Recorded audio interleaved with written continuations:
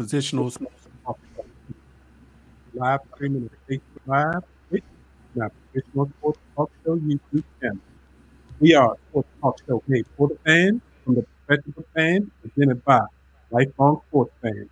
We will provide our opinions and positions on the hottest topics in sports this evening.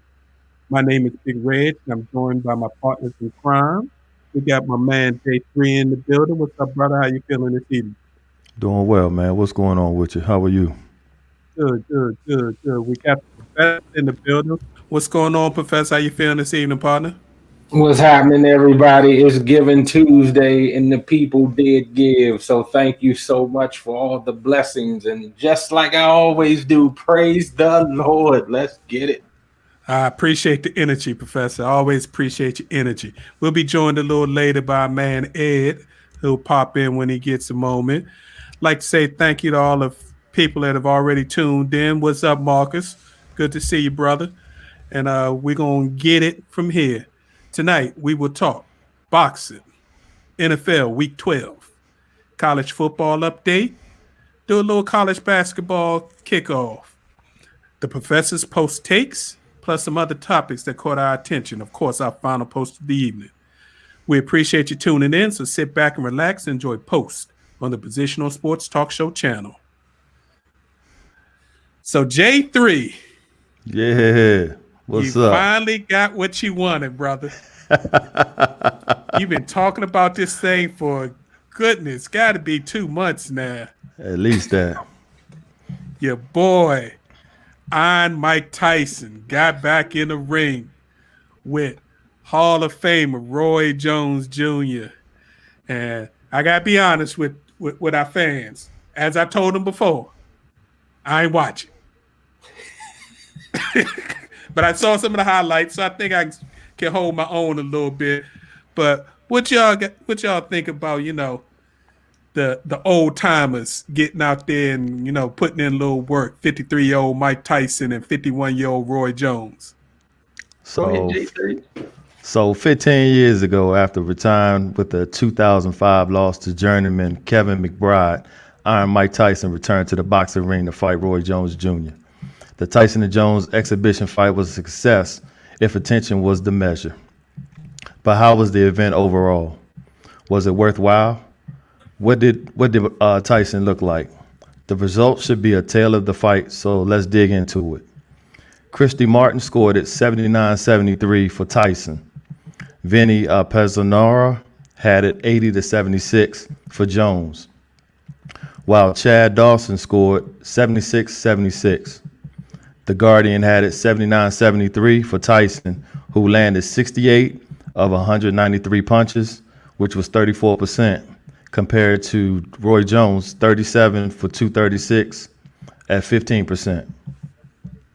The biggest news of the night was how Jake Paul and Nate Robinson ended their fight. And I'm going to leave it at that, because by now everybody has heard the results, and all I got to say is night, Nate. Nate got put to sleep.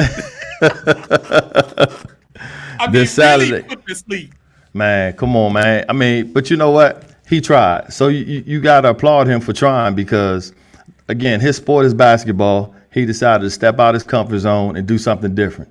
So you can't be mad at it because he gave it a try. All I can tell you is 3 minutes is a long time in the ring. If nobody's ever stepped in the ring, let me tell you something. Boxers got a long time inside that square for 3 minutes. Just all I'm going to say on that. Let's talk about trying. Hold on. Let me hit the point about trying. Yeah. Professional boxers always say, you can try a lot of sports. You can try football. You can try basketball. You can even try ice hockey. You can try to ride a horse and be a jockey.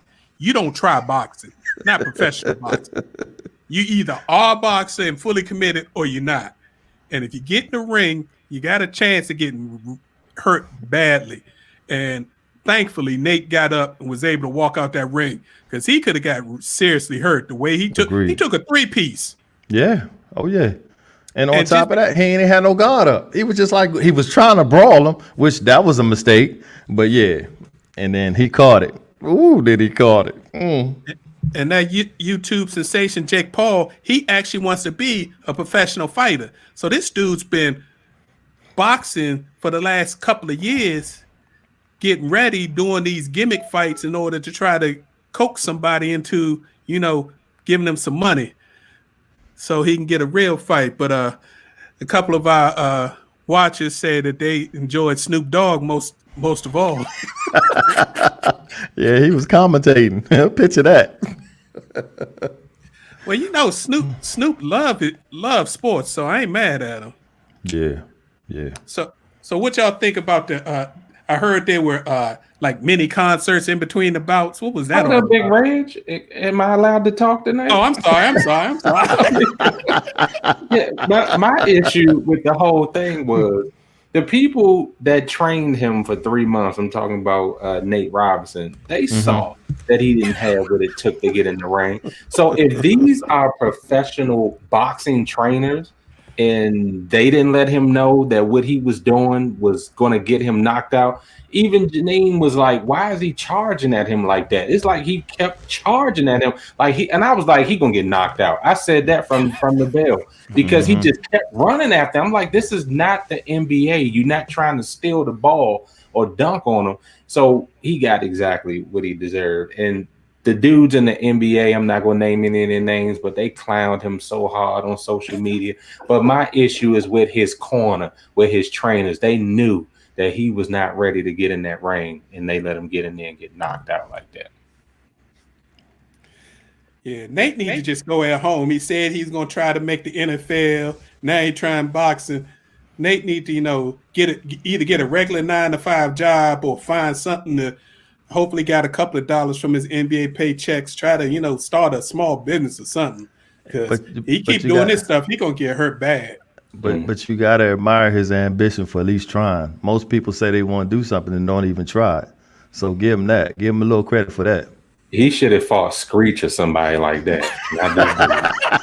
Yeah, he was clearly out of his league. Sorry.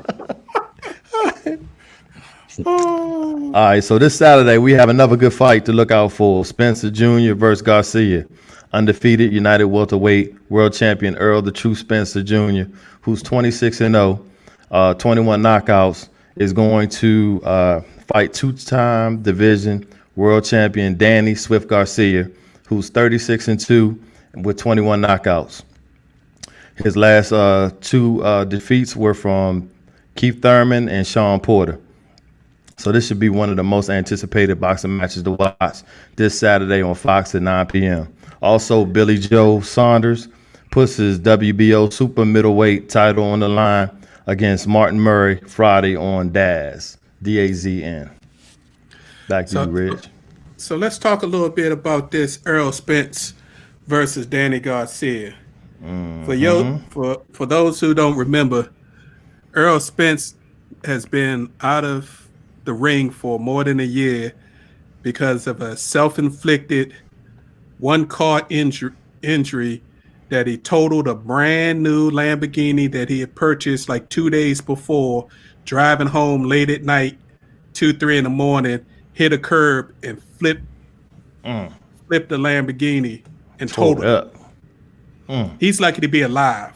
Yeah. Much less boxing, because rumor is they never said exactly how bad it was, but rumor is that he had multiple face fractures from the accident. So to go through all that and come back, and then your first fight, you're gonna fight an ex-welterweight champion who's a bad dude, who, in my opinion, should only have one loss, possibly, because I think he beat Keith Thurman in that fight in 2017. That's just me, but I don't know about that, bro.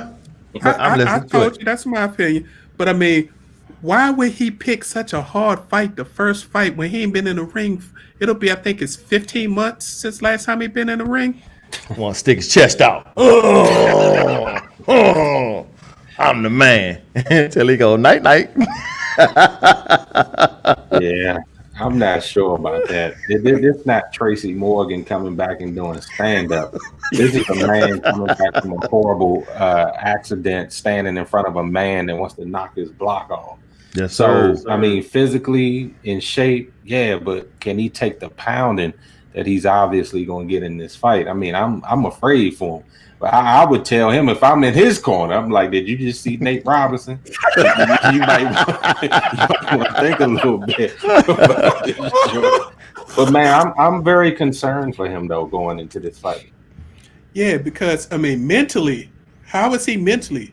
You can train, you can spar, but when you take off them 12 and 15-ounce gloves and go down to them small gloves with no headgear, and you concerned about can your face hold up? Much less you haven't taken a real punch in that time. Well, It's real interesting. obviously, he think he ready. If he's promoting it, so I mean, he's gonna step in that ring. I see. Saturday can't get hit soon enough. Yeah, that should get interesting. and then you know your boy Bud is gonna be chiping in on social media, calling out the winner immediately. Of course, and he should. Especially if it's Spence. He gonna go in hard if it's Spence. Yep. And he should too, because he been waiting and waiting and waiting. Yeah. So it's gonna be that's gonna be a good fight. And that fight on Friday, Billy Joe Saunders. I mean, the super middleweights. That's the same weight class, 168. That's got the Golden Boy who just left Golden Boy and is now set to fight. So it should be some real good fights at 168 coming up. Triple G still at 168. So you got some good battles coming up. So a good weekend for you fight fans out there to catch some good world title fights. And then next week we got the heavyweight championship with the two Europeans. So hey, get a couple of early Christmas presents before we let's get ready to rumble. Yeah, we got to hear that with Tyson and Jones. I was nice to hear Michael Buffer. Oh, Buffer was there? Yeah, Buffer was there. Oh, wow. They spent some money because, it costs a big dollar to get Buffer in general. Then to have Buffer go in a bubble. Right. I'm sure so maybe I'll have to see if I can catch that on YouTube or something and see what I missed. Yep. Well, I can tell you one thing. Roy didn't miss them body shots he was taking. That is one comment I heard, that even though they had no knockout rule, no cut rule, they said Tyson was tearing that body up. So. Yes, he was.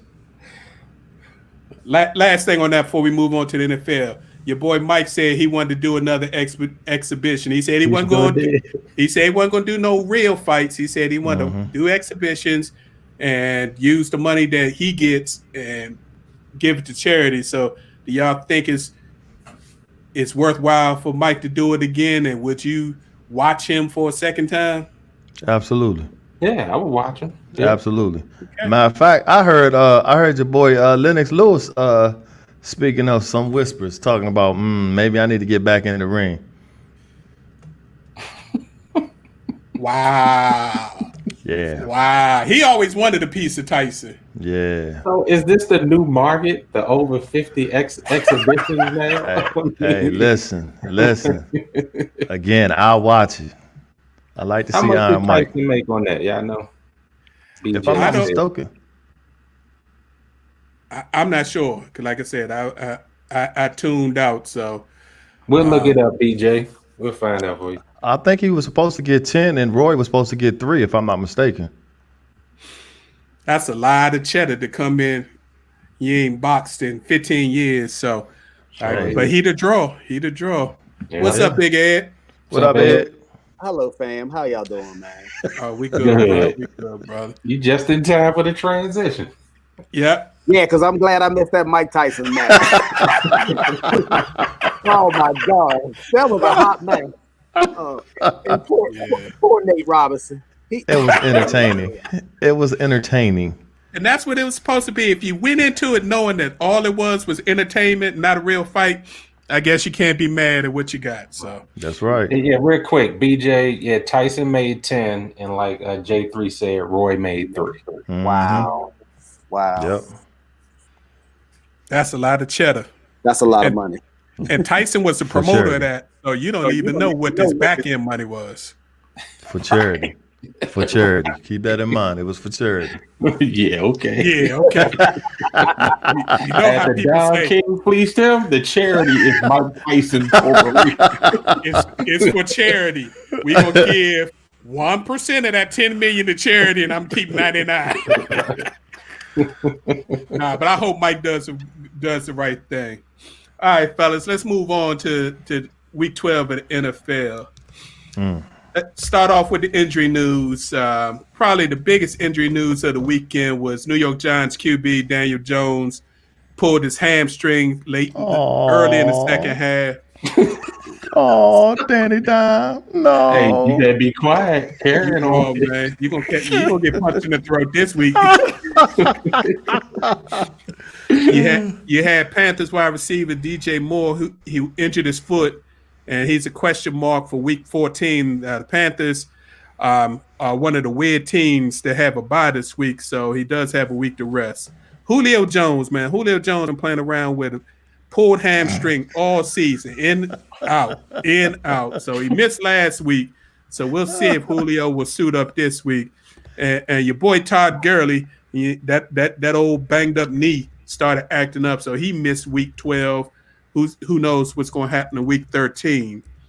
Kind of the surprise was the Tua injury notification early Sunday that he was having thumb issues. He tried to give it a go. They said he couldn't grip the ball, still had some swelling. So Tua may or may not play week 13. They'll have to see, but they waiting for more swelling to come out. And Raiders running back Josh Jacobs twisted his ankle real bad. They hope he's questionable for week 13. The Raiders. Oh, wait, they got a beep whooping on them. Yeah, I know we're going to talk about it. Good goobly goo. The Texans in the dumb category of the week, not only do they lose one player, they lose two players. Wide receiver Will Fuller and cornerback Bradley Roby both got suspended for 6 games for PED violations. So they're gone for the rest of the year and the first game next year. And Fuller's a free agent, so how is that going to help his situation? He was just getting hot, so. But I think that was a business decision for Fuller, because if you look at his history since he's come out of Notre Dame, he has yet to stay healthy. I think this is probably the healthiest he's ever been. So I think he made a choice where, like, look, I need a contract. I can't keep getting hurt. I just think that's what that was. Oh, so you think he knowingly hope he wasn't going to get caught? And Yeah. Okay. Yeah. That don't make any sense. It does. If you can't stay healthy, you're no good. You can't get no money.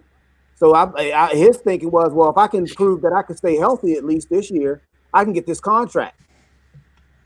Yeah, I tend to agree with that as well. Because a lot of players will claim, I didn't know what was in that cough, sir. I didn't know what was in this and in that. But if you look at the history of injuries, they can't stay on the field. They want that edge. Yeah, they do it so they can get that next contract. You know, he a Golden Dome. I love him, but, you know, he did what he needed to do to try to stay on the field and get his next contract. So, and of course, that old excuse, oh, I talked to a doctor and they prescribed me something, it's totally bogus, because they know and they get told a million times, before you take something, make sure it's on the list of approved things to take, and if it's not on the list, call us, and we'll tell you if it's okay or not. So, yeah, good try, fellas. You're not sneaking that one by us. All right, fellas, we got to talk about this COVID thing, man. Oh, gosh. This COVID stuff. Before we started this season, we all said, you know, how many weeks we thought the league was going to last. And they got up to week 12 before things really hit the fan. There have been COVID people missing here, a little bit there. Cam was probably the biggest name so far. yeah. But what happened to the Ravens because of a freaking what was it? Strength and conditioning coach who infected the whole team. It was bound to happen sooner or later. It was bound to happen. I mean, 30 plus people in the Ravens organization, 18 players have tested positive so far.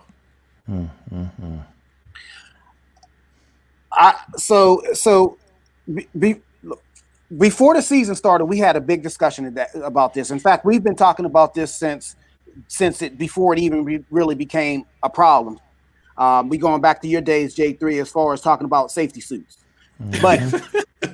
But what we talked about, if you go and roll some of our old tape, I said the thing that I was most concerned about was the competitive balance of choosing to play during a pandemic. That's one of the points I emphasized. And I was so disgusted with the NFL this week. And I'm not going to blame anybody for like the strength and conditioning coach with the Ravens. He has to be dealt with. But these are the things that's going to happen when we have a divided opinion in country as far as whether we believe this is a hoax or whether we believe this is real, whether we choose to wear a mask, whether we don't choose to use a mask. So those issues are going to exist. But my beef is with the NFL. What the NFL made the Denver Broncos do. Look, I understand the reports coming out of Denver was that all the quarterbacks knowingly was not practicing mask wearing and social distancing within this quarterback meeting. So I understand that. But what I don't understand is why the NFL would want to set an example and make that team play under those circumstances without a legitimate NFL quarterback. What are you gaining by that? Are you setting an example? Like the Broncos set that example for themselves. But you're totally altering the competitive balance of a game. Yep. You're talking about implications, whether it be play. Of course, Denver probably won't make the playoffs, but the Saints will. But you're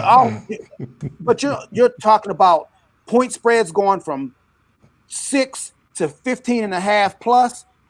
It was totally unnecessary what they made Denver go through. But should the NFL not enforce their rules, or should they worry about point spreads, competitive balance, and all that kind of stuff? If the rules are in place for a reason and you break the rules, these are the repercussions of it. So I'm not going to fault the NFL because they say, look, you either play or you forfeit. They chose to play the game when they could have said, we don't have a quarterback. You put that wide receiver from the practice squad in harm's way against people like Cam Jordan and all of that. I mean, come on, that the onus go more on Denver than it does the NFL. That was on them.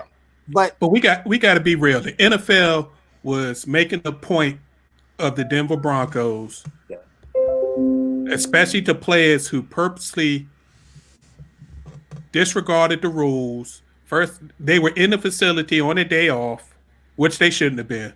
They decided to have this meeting without coaches and made the decision to not wear masks. That's why the NFL put cameras in all these team facilities. Mm-hmm. They knew this stuff was going to happen and that people weren't going to take it serious.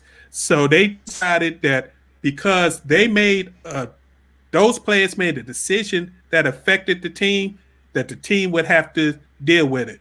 Because the Broncos asked them to move that game to Monday, because if it had been played Monday, they possibly could have gotten one or two of the quarterbacks. They said no.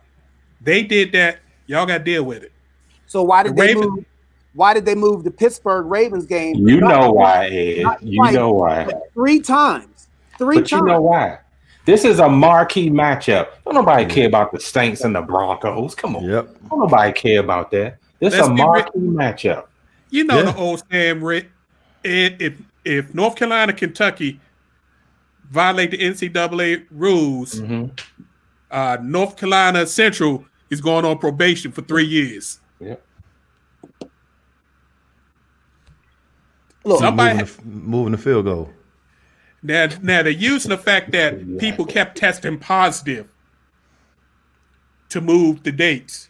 They wasn't going to allow another team to get on the field with teams, where players would continue to test positive, which is a safety thing. And that's what they're saying is the difference. Well, I just don't like how it smells like a rat. It doesn't bode well as far as the NFL is concerned as far as their image. Because if you have to have a set policy. You can't rule one way for certain teams and rule another way for other teams. You can't make examples out of the Denver Broncos, but yet you bend over backwards 3 times for the Baltimore Ravens.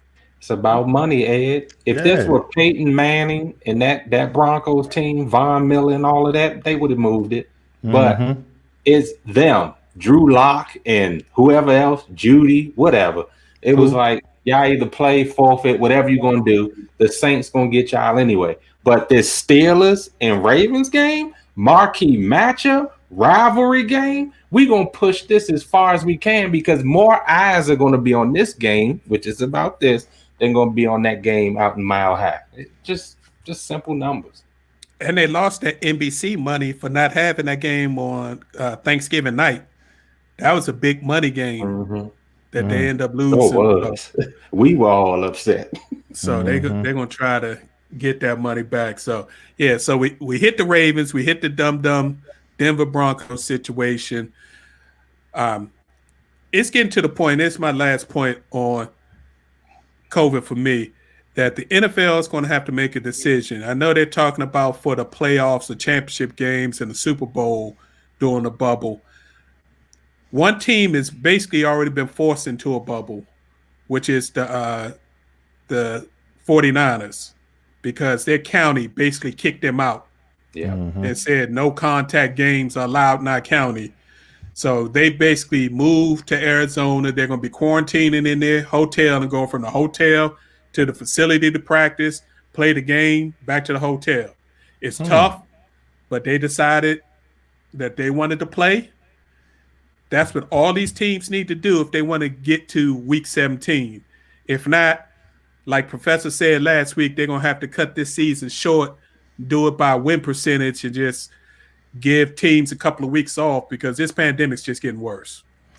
And remember how everybody went crazy when the Saints at the beginning of the year, their owner wanted to buy out the hotel and sequester and bubble their whole team. And now the rest of the NFL was like, no, we don't want that. Don't do that. Man, that was one of the smartest ideas that they had that could have saved and prevented so much of this from going on right now.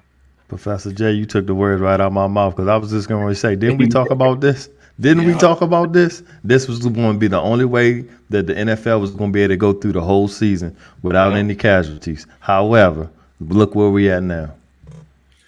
So Ravens Steelers is tomorrow, 3:40 p.m. We hope. And the reason why it's 3:40, but Matt, you on it. They don't want to knock out the Christmas tree lighting ceremony at Rockefeller Center. What? Wow. Yep. Well, you already know who that's for. All right, so let's actually get into some games a little bit. Game of the week probably was the Chiefs beating the Bucks. That wasn't even a game. Kansas City is starting to look like Golden State the first year KD came, when they was just blowing through people and toying with them. I mean, what Mahomes did with Tyreek Hill in that first quarter was damn near illegal. Right. TV timeout. Please help me understand. How is it that any team is not double teaming Tyreek Hill? Please help me understand that. The sportscasters was asking this. Please help me understand that. Tyreek Hill is a monster. You gotta double him, and the safety wasn't even playing back, so you even gave him more room to rove around. I'm like, really? J3, sir. I told y'all when we was making predictions before the beginning of the year. I said it's not going to be Brady who destroys that team. It's going to be the head coach. The head coach sucks. He certainly does. Absolutely. Yeah. He cannot. Every franchise he's been to, he's either been ushered or kicked out the door or destroyed everything good about that franchise. He was thrown out of Pittsburgh, literally. He got Andrew Luck destroyed and beat up, made the man retire early. Then he went to Arizona and ran that franchise in the ground so much so that they felt the need to hire Cliff Kingsbury, who never won anything at any level of football, and then he retired, and then now he's in Tampa. He ran Jameis Winston out. Look, I'm not saying Jameis was better than I'm just saying Jameis is not as bad as people want to portray him. I know he threw 30 picks last year. I know this, but he was not as bad as people want to portray him to be. And he also threw 30 touchdowns and 5,000 plus yards. So Yeah. Right. So I'm just saying, Arians, the team is a mess. But don't let up on your boy though, because TP looked terrible out there, in my opinion. Well, he has no line. Interception. For as bad as Tom Brady played, they only won by they won by 3 points. Now, you know the Chiefs took their foot off the pedal. Even still, Tom Brady does not have their offensive line is horrible. It's horrible. And if you brought Brady down there, and if you didn't invest the resources into that offensive line, then that's your fault. That falls on Bruce Arians. Yeah. And why are you asking a 43-year-old guy to continue to drop back 5 and 7 step drops with a bad offensive line and getting him beat up? That's what Run the ball. Oh yeah. What they do? I think they only ran the ball 14 times in the game. Mm-hmm. I'm sorry, 12 times. Mm-hmm. And you got 2 first-team type backs. So let's move on. The game I enjoyed was them Tennessee Titans against the Indianapolis Colts. Just like 3 or 4 weeks previous, the Colts punched the Titans in the mouth and actually played more physical and beat them up and gave them a sound beating in the feet. So what did the Titans do? They said, King Henry, do your thing, son. Get up. I can't watch the Titans no more, though. Why is that? I can't watch it. Because Derrick Henry was given probably one of the worst contracts in the last 10 years. I knew you was going to say that. He makes $15 million a year. He signed Meanwhile, the young man over in Carolina makes almost $4 million more a year than him. He personally resurrected that bum Tannehill's career, and now he makes over $30 million a year. And everything Tannehill's whole career post Miami is a direct result of Derrick Henry. Agreed. Agreed. Derrick Henry makes actually less than 50% of what Tannehill was making. It's Why a did tragedy. they sign it, Ed? I don't Why know. did they sign I'm it? not Derrick Henry. I don't know. If I was Derrick Henry, we wouldn't be rapping. Because all reports were saying, "Oh, we set for Henry to hold out," and then all of a sudden we heard that he signed it. So that's what I would like to know. Why did he sign it? Look, it's not like he didn't receive a contract that is generational money. I don't know that man's situation. Look, he got $15 million a year. He got $15 million a year, whatever. But all I'm saying is that man is severely underpaid. He's clearly the best running back in the NFL. I don't care if clearly he's the best. You know he's getting the ball, and there's nothing you can do about it. And you let him get lathered up in that 3rd and 4th quarter, nobody wants anything to do with him. Yeah, that's why I like to call him Rigo, because you can know he's getting the ball. Nothing you can do about it. Nothing. You better take them legs out, because if you try to go up top, Get out of here! Somebody with a gonna embarrass step arm in that game. Yeah, he will embarrass you in a minute. Woo. So they're starting to look like they did when they rounded in the form going into the playoffs last year. So they're going to be a tough out. They're going to be a tough out. Moving on. Your boy Kyle Shanahan got the Rams number. I think he's beat them 4 times in a row. He beat them with players that was stitched together with duct tape and some glue, and made your boy Jared Goff look really bad. So it makes you wonder, is Sean McVay that man? I think he's the man. It's his quarterback. It's the things that need to be executed. He got a 3-headed monster at running back. He got some decent wide receivers, but his quarterback it's like him and what's the guy in Philadelphia? Carson Wentz. They can have this Dr. Jekyll and Mr. Hyde. One good game, one bad game. 2 bad games, 1 good game. It's like you don't know what you're going to get from week to week. Then all of a sudden, when you think he got them running as a well-oiled machine, he regresses back to what he was. I don't know. I can't So is it the quarterback or is it the offensive line? Or is it a combination of both? I mean, it's got to lie somewhere. Where's the problem? Well, fellas, as Washington football team fans, I want you guys to give me a history lesson because maybe I'm on to something. Now, Reminds me of Kirk too. but hold on. But wasn't McVay out of that Shanahan tree? Quarterback coach. Right. Yep. So, Before he got his head coaching position. right. So basically, you have a situation where the pupil is going up against the master, and the master keeps spanking the pupil because the pupil learned from the master. Is this right? Y'all would know more than me. Yeah, You're right. and that matchup, yeah. You're right. Sensei Grasshopper. Sensei Grasshopper. I hear you.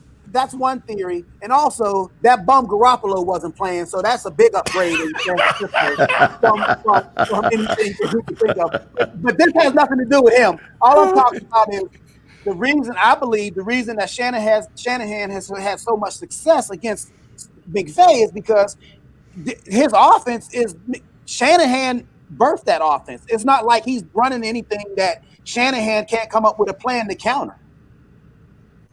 That's just my little theory. I hear you. That was a bad loss for the Rams because they were trying to see if they could win that NFC West.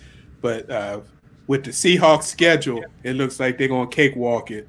Speaking of the Seahawks, Russell Wilson and the boys did their thing last night. Beat on the Eagles a little bit. They didn't beat them too bad, but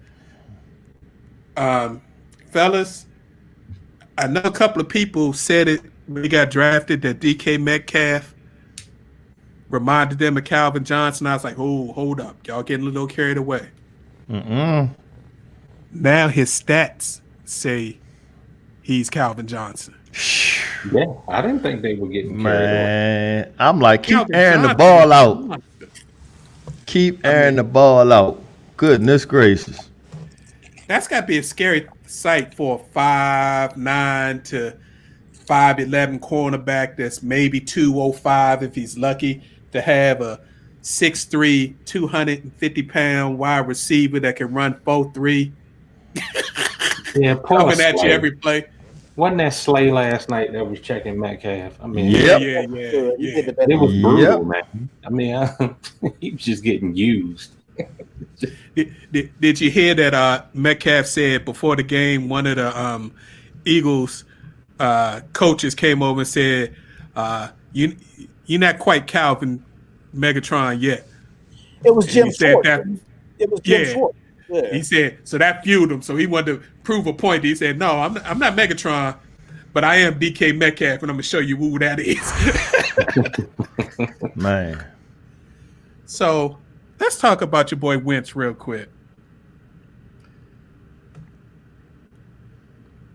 Does he and the coach need to be separated? Because that ain't working. Either the coach does it, the coach isn't trying to help him to succeed, or he's not listening. One of the two, but he's getting worse as the season goes on. And they can't get rid of him because in order to cut him, it would cost him $55 million next year and like 40-something million dollars the year after that. So he's going to be with the Eagles for 2 years, Wentz. So let me ask you this, Big Reg. Is the play calling that's making him look as bad as he is, or is it the decision making that he's making while he's on the field? Because I'm sorry, but if you're the quarterback, and again, they give you a play and you get up to the line, you're supposed to be able to read the defense, audible out of whatever play that they call, and create something that's going to be successful for that team. I don't see that happening. We gotta be fair though, J3. Just like we start with the line with other quarterbacks, his line is decimated. I don't care what he calls out or audibles to. He really has no time back there, which is the reason why I was arguing that Jalen Hurts should be back there, because at least he can move and protect himself. He can get some plays going outside of the pocket. I mean, they have some skilled players that if he gets a little more time or buys himself some time, he can get them the ball. Carson Wentz should not be in this game anymore. It made me so upset last night. You get Jalen Hurts in, 1-2 plays, then he's out. The very next play, Wentz come in, he gets sacked. It's like leave Hurts in there so he can run this offense. You giving him reps during the week. So obviously part of your brain is saying, I need to get Wentz out of harm's way. Like you say, he going to be there for another 2 years because you can't get rid of him. You might as well protect that 2-year investment and see what Hurts has and how he can develop as a quarterback. I just don't understand why Peterson was messing up the rhythm of both quarterbacks last night. That made no sense to me. But their offensive line is decimated. It's terrible. There's not much that a statuesque quarterback can do with that, because he blew his knee up twice. He ain't running no more, so you gotta protect him. I see three things wrong with Carson Wentz, and one of them you alluded to as far as the offensive line, but also I see the ghost of Nick Foles. I think the pressure. I think the pressure of knowing that he was not actually under center of the Super Bowl. I think that's because you got to understand the psychiatry of sports and the fragileness of that particular position as far as you're the man, you're leading this franchise, you're leading this team. I think that has a lot to do with it. So the pressure and the line. And finally, the third point I see is you mean walking by a statue every day of somebody else who won the Super Bowl might bother you a little bit? Yeah, it would. It actually would. And finally, to what you was alluding to, Professor J, as far as giving another person a chance. I'm not necessarily saying another person is better than him, but I think what you have is the David Carr syndrome. I think he's been beat up. He's been hurt multiple times, and I think that is forcing him, along with the pressure of the ghost of Nick Foles, I think that is forcing him to try to do more than he's actually capable of doing. And again, I just see a shot fighter. No pun intended. I'm not saying he's a boxer, but he's just been beat up and battered so much this year. And not only this year, he's had injuries in college. He's had major injuries. And he's had 2 or 3 major injuries in the NFL. His confidence is shot, man. And what is he getting paid? This is not about the salary, because the salary can be linked to where he was drafted, the position he was drafted in, and then also who he is as far as what he looks like. But just because you have a certain amount of salary doesn't mean doesn't necessarily mean that you earn that salary. Man, I ain't know you was a cheerleader for Wentz. Go ahead, boy. Look at you. I'm not saying I don't mean to sound like I'm a cheerleader for Wentz. All I'm saying is that he's beat up. He doesn't have a line, and he has the pressure of someone of the statue, like Big Red said, looming over him every day.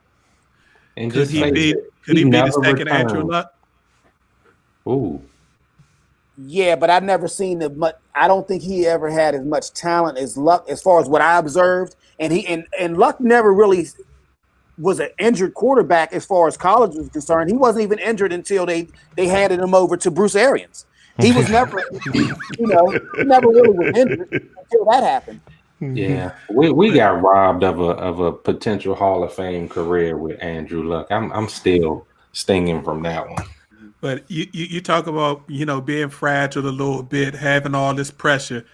If over the next 2 years, because I don't think he's going to leave in the next 2 years, but I could see him walking away after the next 2 years and just saying, I'm done with football, because he will have made $100 million. Right. That's a lot of money in North Dakota. Oh, yeah. Real quick, we ain't gonna spend a lot of time on this because the Packers do what the Packers do when they play the Bears. Aaron Rodgers showed up like A-Rod and just put it on them.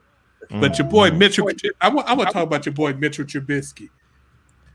They pumped him up all pregame, talking about, he learned in his weeks. He really got into the books. He's going to do his thing. Yeah, whatever. And then he looked like the old Mitchell Trubisky.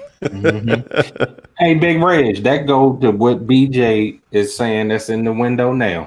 Yeah. It goes right into that. Right in. True story.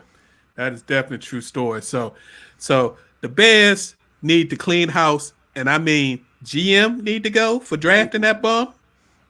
The coach obviously doesn't want to coach him, so he need to go because that was his job. He's supposed to be a quarterback guru, and then they need to get rid of all the quarterbacks and just start over. They wasting that defense, man. Yep. And I got him on the bench because I already know. We ain't gonna talk about the Saints because we already talked about what them dumb QBs did at Broncos. But the Saints continue to hold the lead in the NFC for that number one position. So good job there. We'll see if Taysom Hill can keep him going while Drew Brees gets well. Buffalo Bills 8-3. Quiet as this. Nobody paying attention because you got the Steelers undefeated so far, and then you got the Chiefs, but the Buffalo Bills have taken over the AFC East. Yeah, ain't nothing else to say there. Yep. Josh Allen still doing it. I'd like to next talk about my man Raheem Morris. Radio Raheem.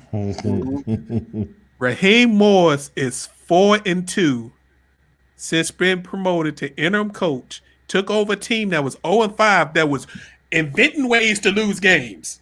Y'all remember that, right? Yeah. Each week we would come on this show and talk about, did you believe how Atlanta lost this last game? Mm-hmm. He's turned them into a legitimate team. And what they did to the Raiders in Vegas, Whoop that ass. 43-6 in Vegas. I think they still had COVID hangover. And this is a perfect example of when you get a chance to coach a legitimate team with legitimate NFL talent, what can happen. Raheem Morris was basically ushered out of Tampa. Whether or not he really had a fair chance He didn't. to succeed, we can talk about that all day. Mm-hmm. He goes to Atlanta, and again, Quinn was a abject. He stopped here first. He stopped in DC first. Well, okay, but Quinn was an abject failure as far as Atlanta Falcons head coach, but he did have enough intelligence to bring Raheem Morris in, and Raheem Morris has taken over the head coaching duties at Tampa. I mean, as far as in Atlanta, and Atlanta has talent. I mean, they have legitimate receivers On offense and defense. They have legitimate talent on that team. And Quinn was so inept as a coach that he just could not do it. And now look what they're doing. So my hat's off to Raheem Morris. I hope they do give him if he doesn't get a true chance to get that job in Atlanta. I hope he does at some point. Get another opportunity to coach to lead an NFL franchise. So it makes you wonder if the players are actually playing for him and not who they were playing for. Because I'm telling you, he didn't make a lot of adjustments to either side of the ball. I mean, the players are already there, so it wasn't like they didn't have the talent. To that point, J3, remember when he was here and he was the defensive back coordinator, man, the players loved him. They wanted him to be elevated to defensive coordinator, but they chose that bum Joe Barry, and then they chose Manessky over him. So he left. And Jay Gruden was threatened by him because he knew the popularity of Raheem. That's why he ushered him on out of here. Right. I'm telling you, man. Yeah. Well, Morris would fit perfect in that job because of the community. If you think about it, you give the Falcons have always had issues about, having enough people support the team. You let a black head coach be in charge of the Falcons in that city. Mm-hmm. and get him a good GM that will work with him and get the players that will work in his system, the Falcons could be a problem. Because Tampa, They should be. yeah, so it'll They be should be. interesting. I hope Again, he like I gets a said, real shot. like I said, look at the players. I mean, he didn't make a big change. He has the players. Obviously, they didn't want to play for Quinn. Yeah, but they got a tough schedule down the road. They got the Saints, then they got the Chargers, and they get paid the Bucks twice and the Chiefs. So I think he needs to go 2-3 to possibly get a chance. So we'll see. I see you, Professor. I see you. My second home. Your boy Ryan Fitzpatrick got a little revenge on one of his many ex-teams beating the hapless Jets. And I finally figured out why our boy Adam Gase still has a job. How? Why? Because the ownership has seen what's happened in Tennessee. I mean, not Tennessee, Houston with the Texans. What's going on with Atlanta? You know, the coach who's at the Jets, if they fired him, who would get promoted? The defensive coordinator most likely to get an interim. And you saw what he did when he was at Cleveland when he got the interim job. Right. So they've decided that they want that number one pick, and they tanking for Trevor. So they're gonna let Gates go down in flames to try to go 0-16. He's gonna pull a Eli Manning on them. Trevor gonna stay in school. Yeah, he gonna pull a Eli Manning on them. He gonna stay in He's trying to school. warn them now. Yeah, Man, I ain't going there. he ain't going there. That's what I think too. It's not like he could get a Bradford contract anymore. Remember, they got that rookie scale now. Yes. So even if they try to throw money at him, he can only get so much now. So, So that's going to be interesting to watch how that played out, because your boy, the ex-QB, the Ravens was actually, start throwing TDs and they start scoring. They're like, oh. Nah, bring him back. We think that shoulder's good. That's sad. He's like a sacrificial lamb. That's sad. Gonna mess up that kid's career. True story. The other bottom dweller, the Jacksonville Jaguars, actually, put up a pretty good fight against the Browns, 27-25. Your boy Baker Mayfield, he continues to do it. Bad teams, Baker looks like a decent quarterback. When he got to play a real team, Baker looked like he should be a backup. But they 8-3. right, that's what I was about to say. They about to 8-3. ride into the playoffs, baby. Yep. So you can't be mad at them. They look like they're gonna make the playoffs. They're gonna at least get to 10-6 based on what I was looking at. But they still got to see the Steelers. They got to see the Titans. And they got to see the Ravens again. So we will see. Cam was horrible Sunday. Cam. But yet they were able to get a W. That's right. Belichick did his defensive genius stuff and had Kyler Murray shut down. That's the only time this year I've seen Kyler Murray look like he was a little confused and frustrated. And he still drove his team down in the fourth quarter to kick a game-time field goal, and then the field goal kicker misses. So, And last but not least, we got to talk about them Thursday games. How about them Cowboys? How about them Cowboys? Buddy. Yeah. Let me see you. That's just beautiful. That's just beautiful. They all threw up their Thanksgiving dinner that night. Was anybody surprised with the outcome of this game? I mean, surely we didn't think that the result was going to be any different. Did you guys? I mean, seriously, did you guys? I think that they was gonna get whooped like they did, but I'm glad they did. Oh, I didn't. I didn't. Maybe not 41, but Yeah, because I don't remember the last time the Washington football team hung 40 on somebody. Can't even remember. I had no But, expectations of this game at all. I just wanted to see the game. That's it. I didn't know who was going to win. I was glad of the outcome, but I didn't see this happening. Really, I didn't. nah. And then when those two offensive linemen went out, that was a wrap. Yeah, I think your boy Andy Dalton was still looking for the linebacker that knocked him out early in the season. He's looking out for Chase Young. But I got some good news for you, Cowboy fans, and even the Washington football team fans could do this. I got a solution to your problems. Cowboys, let Dak walk, because you'd have to pay him almost $39 million on a 1-year contract, and he's not going to play again on a tag. So he's going to want a 4 to 5 year deal. Let Dak walk. Sign Alabama's quarterback, Mac Jones, who will be a Heisman, either win the Heisman or be a Heisman runner-up, and will probably come out of Alabama. He's used to playing in a system where he doesn't have to be the feature, get the ball out to talented wide receivers, which the Cowboys have. You got a good running back. You signed the best offensive lineman or two that's on the free agent market with the money you would have spent on Dak. And you use the rest of your draft on defense.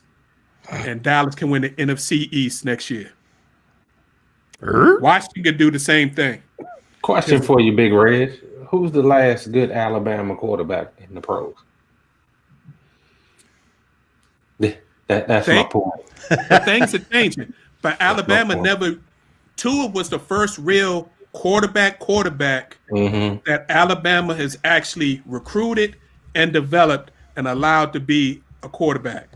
Alabama's going to start to be one of the quarterback factories for the NFL as long as they keep this high octane offense playing. So I think Tua is going to be very good, and Mac Jones in the right system will be great. Yeah, I like Jones. I hope so. Hope he pans out. I don't want him to pan out for the Cowboys, though. Just to be honest. And Jalen will have a successful NFL career too. He should. Once I he hope gets that so. playing time. Right. So, and like I said, the Washington football team can take that same advice because it's obvious they don't like Dwayne. So, get a pocket passer. That's him, and he's going to probably be around by where they draft. Unless they win the division, then that's going to mess their whole situation up.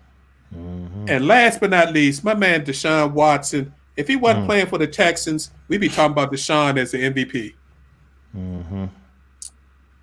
It's a shame they ruining that man's career. Wasted talent down in Houston. So let's look at matchups to look on. Week 12, tomorrow, Ravens, Steelers, 3:40. Week 13, you got Saints, Falcons, 1 o'clock, Browns, Titans, 1 o'clock, Colts, Texans, 1 o'clock, Rams, Cardinals at 4, Cardinals and Chiefs Sunday at 8:20, and then hopefully Cowboys, Ravens next Tuesday at 8 o'clock. What that game gonna look like? Yeah. Don't hold your breath. RG3. Get another shot at Dallas, baby.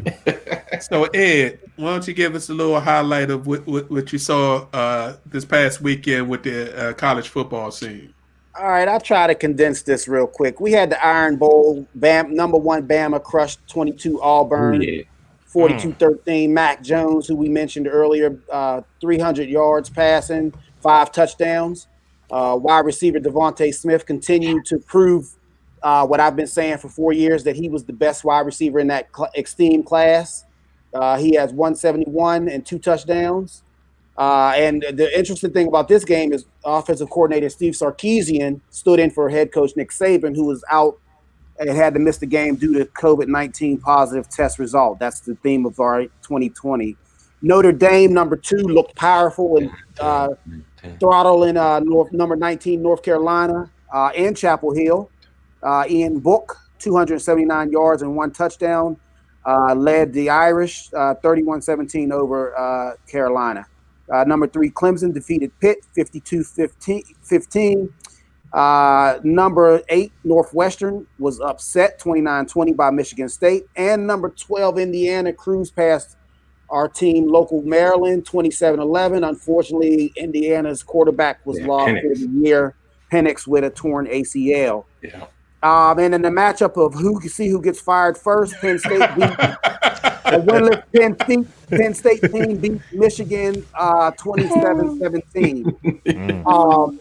And before I get to Ohio State, who have a mess on their hands, actually let's get to Ohio State. Ohio State is in a serious jeopardy of missing not only the Big Ten championship, but potentially the college football playoff. They've only played 4 games. They're 4-0, but Big Ten bylaw says they have to play at least 6 games to be eligible for their championship.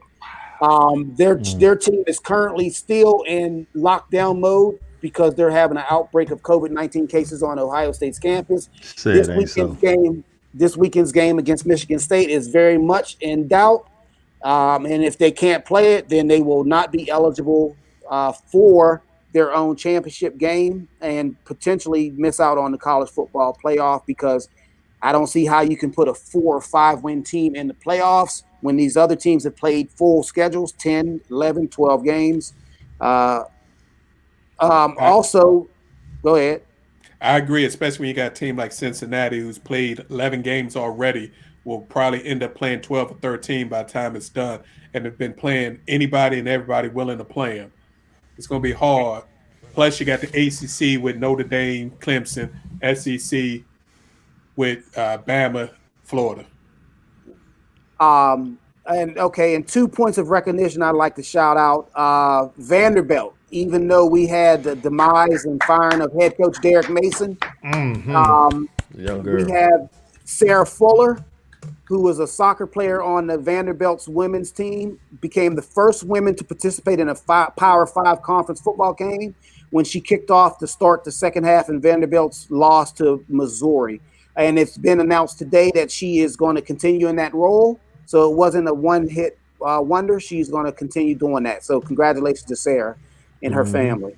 And also, if you haven't been paying attention to MAC football, which is a subdivision, I think we all should pay attention to, because a lot of great pros come out of that conference. But of note is Buffalo running back and local player from Glendale, Maryland, of Pilati. He went to high school, played his high school ball at Pilati. Jarrett Patterson, remember the game. He's a junior, so he might be coming out this year in the draft. He had 409 yards, which was the second most ever, and a record-tying 8 touchdowns. And the Buffalo Bulls defeated Kent State.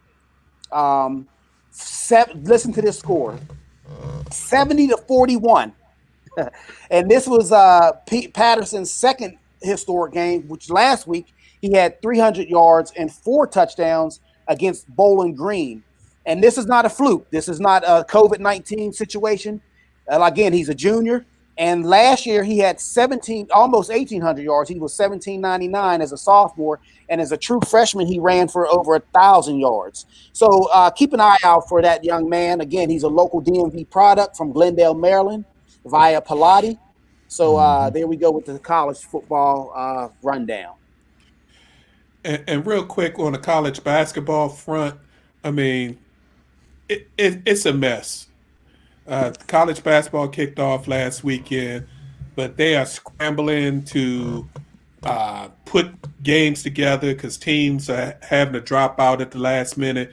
I mean, unlike football, especially college football, you got 100 people on a college football team. Basketball, they got 12 to 15. You get 1 or 2 people sick, that's it. You got to shut it down. They can't play. So college basketball is going to be in an interesting position. A couple of the casinos have created mini bubbles and doing like tournament type things from now until Christmas, where teams will come where they can play 2 or 3 games in 2 or 3 days, quarantine for 10 days, stay in the bubble, get tested, and then leave. So, but I know what J3 is gonna say. Y'all, we've been consistent. Why did they even start this basketball season? I don't know. Because of money. You already know why.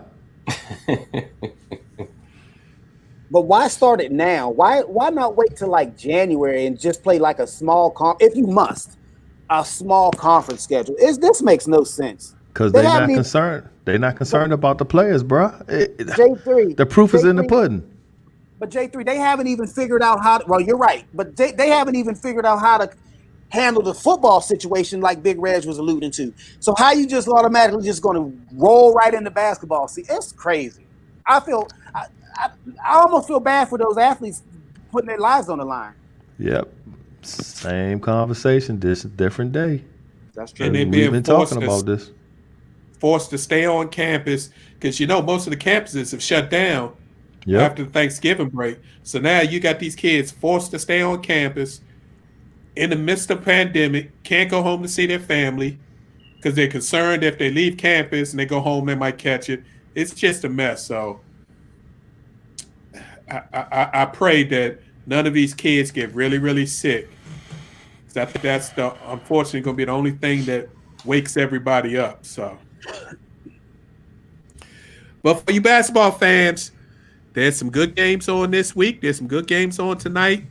Catch them while you can, because I don't know how long they're going to be playing before they shut that down. All right, Professor, it's time for your post takes. You ready, sir? I am ready, brothers. All right, so let's get it kicking with what's going on in the world of our post takes. Well, speaking of messes, we already got a huge mess going on in Bison Nation over at Howard. The basketball season just started, and your Bison are 0-3. And guess what? Makor Maker is now hurt and on the bench. And to top things off, there seems to be some turmoil that the coach had to try to set straight to say that he is actually happy at the HBCU and not regretting his decision. But he is being shut down indefinitely. So stay tuned on that one. Look at the NBA. No, really look. You don't think they're trying to get some of that money back due to COVID? Teams are coming up with new unis just in time for Christmas. Have you seen the Heat, the Suns, and Bucks, just to name a few? They are really going all out. Tell you what, your boy over here only wants a Black Mamba jersey, either LBJ or Kobe. Cream, get the money. Dollar bill, yo. Okay, calm down. The NBA did get embarrassed this weekend when Nate Dogg Robinson got knocked the flam out by Jack Paul. Maybe Paul did not understand who he was fighting because he proceeded to call out Conor McGregor. Right. Well, maybe the sweet chin music he gave Nate will be provided in return. Conor, please make this fight happen. He trying to make them big dollars. That Conor. Yeah, as he tried to, but he gonna get towed up. Did you all hear that Iron Mike says he was high during the exhibition with Roy Jones on Saturday night? I believed it after I saw his post-fight interview. I did say to myself that Mike seems high, but he would not box that way, would he? I guess I was wrong. He probably needed to be high so that he did not uppercut Roy or punish him with some headshots. The no knockout rule was in effect, and Tyson probably had to be high to pull those punches. He still punished Roy's body, though. So let's not forget, Mike Tyson and his wife own a marijuana resort. Right. And there it is. There it is. And there it is. All right, moving on. So Matt Patricia is gone, but Adam Gase still has a job. Reg alluded to it a little bit, but I am not comprehending what is actually going on in the NFL. We have seen a practice squad wide receiver play quarterback, and still this crazy-eyed dude still has a job. Isn't that equivalent to hell freezing over? Vegas could have never predicted the odds of this one. Say it ain't so. F1 racing living legend Lewis Hamilton has tested positive for COVID. Can we be mad at him? All the winning must have meant a whole lot of celebrating, and he just forgot to wear his mask. He will now miss the Sakir Grand Prix. I guess it does not matter much because he has already secured this year's driver's title. But it would have been good to rewrite history books again and again. Get well, Mr. Hamilton. What are they doing in Philly? It just feels like they are toying with Jalen Hurts. In one play or two and then back out. As soon as Wentz comes back in the game, something bad happens. The Seahawks did not look great, and with better QB play, they may have given the Hawks a loss on the road last night. Seems that no one questions the decision-making and play of certain quarterbacks. But aside from that, he is a statue behind a weak makeshift line. Do yourselves a favor, Eagle Nation, and let the young man Hurts play. He at least knows how to get out of harm's way, and he is built like a running back. True story. Kemba and stem cells. It has been reported and confirmed that Celtics superstar guard Kemba Walker has received stem cell injections in his left knee. He will be out for the start of the NBA season, but is expected to make a full recovery. Anyone feel like it is now or never for the Celtics? They have come up short each and every year in recent times and need this brother to make a championship dream a reality. If the NFL season ended right now, and it is possible that it could and it should, the Saints and Seahawks are the top seeds in the NFC, and the Steelers and Chiefs the top seeds in the AFC. If Breeze does not come back sharp, the Packers could represent in the Super Bowl. Too close to call with the Steelers and the Chiefs, but the collision course could be derailed by the Titans. I still vote for ending the season now and getting seeds ready for January playoff in a bubble. Enough about sports. Let's give thanks to all those that gave today on Giving Tuesday and all that have nonprofits and businesses that give back to their greater communities. We simply love you, and all the gentlemen here fall into one or both of these categories. Thank you, brothers, for your service, and may God continue to bless you all. Back over to you, Big Reg. Amen. Pleasure, partner. Our pleasure, partner. Couple of things that caught our eye during the week. I got to shout out Anthony Smith. He had a first round submission via triangle choke versus Devin Clark in the UFC's Fight Night event over the weekend. That puts Smith right back in the hunt for the light heavyweight title, Jace. Also in the MMA world, a news flash that shot by that most people may have missed. 2-division current boxing champion Clarissa Shields announced that she had signed a multi-year contract with the Professional Fighting League, MMA, and plans to make her MMA debut in 2021. But this does not mean she's giving up boxing. She says she plans on defending her titles against her mandatory fights in 2021 while also doing MMA at least for a year. So I don't know how that's going to work, but I'm wishing Clarissa good luck. But she's trying to make that money as much as she can, so can't blame on that. The professor mentioned our man Lewis Hamilton, but the F1 had a crazy Sunday. The beginning of the Bahrain Grand Prix, shortly after the initial start, and with F1, they start from a standstill, and then they rush down into the first couple of turns. Haas Motorsports driver Roman Grosjean got spun around, and his car hit a barrier, and it literally split the car in half, and it instantly went up in the flames.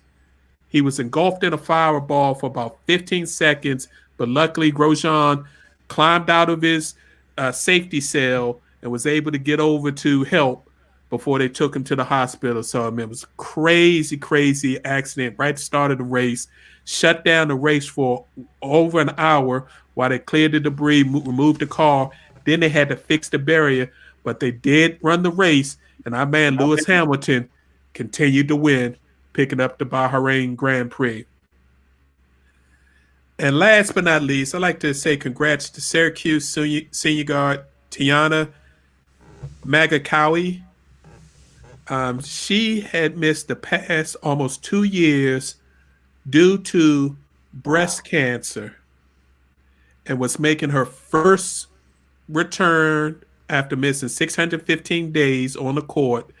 And not only did she return, she led the Syracuse to a 50-39 victory, scoring 16 points. So, I mean, that's hats off to that Syracuse senior for beating cancer, making it back, and not only making it back, but being a team leader. So that's great stuff. So that's it, fellas. We're done for the evening.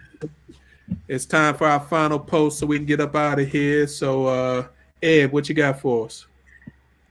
My whole thing as far as sports scene this weekend is no expectation, because I don't know what games are going to be played, what games are going to be delayed.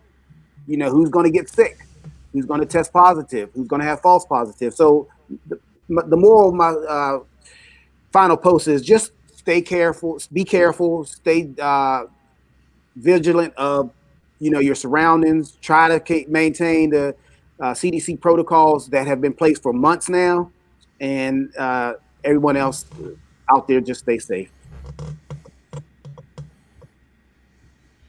Professor, what you got?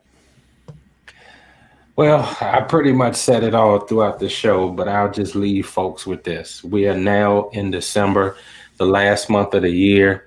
Just start thinking about, you know, the things that you want to do for other people. You know, let's usher in a new year and end this year on a positive note.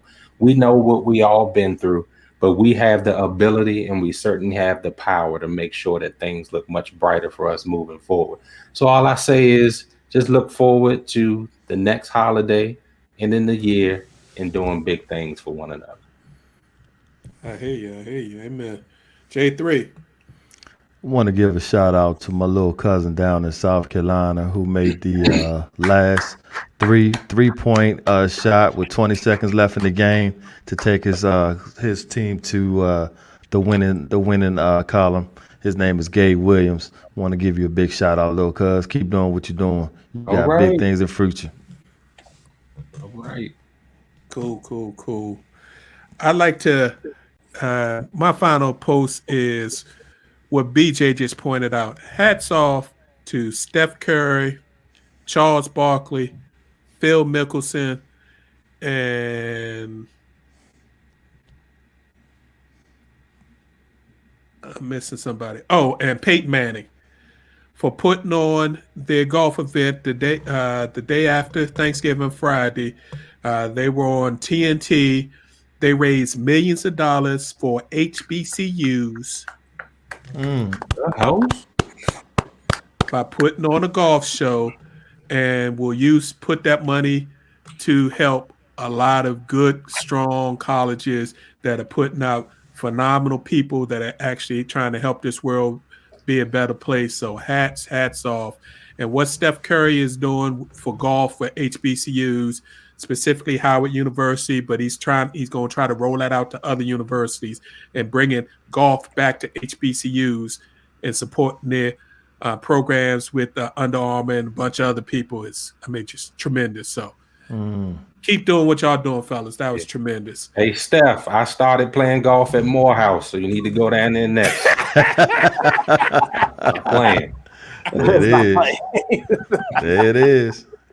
Also, I like to give a shout out to my nephew who had a birthday this past Sunday. Happy birthday, nephew. 27 is going to be a great year for you. Looking for big and better things for you. So shout out to you. And everybody be safe. We'd like to thank you all for tuning in and listening. We appreciate your time and opportunity to share our positions on sports with you. Please tune in next Tuesday. We're here each and every Tuesday, 7 p.m., like clockwork. We'll be here if you'll be here. So take a look. We appreciate you showing up, supporting us. You can also catch previous shows on our YouTube channel, Positional Sports Talk Show, also in our Facebook page. So, again, we appreciate the support, appreciate all the love. Each and every week, 7 p.m., we're here for you Tuesday. And also don't forget our post-fantasy show Thursdays at 7:30 p.m. They back this week, get you set up. Even though there is no Thursday game this week, they'll get you set up for the weekend. Yeah, we're going to talk about that Wednesday game a little bit. So we look forward to seeing y'all next week. Please be safe. Take care of yourselves. Love each other. Peace. See ya. Peace.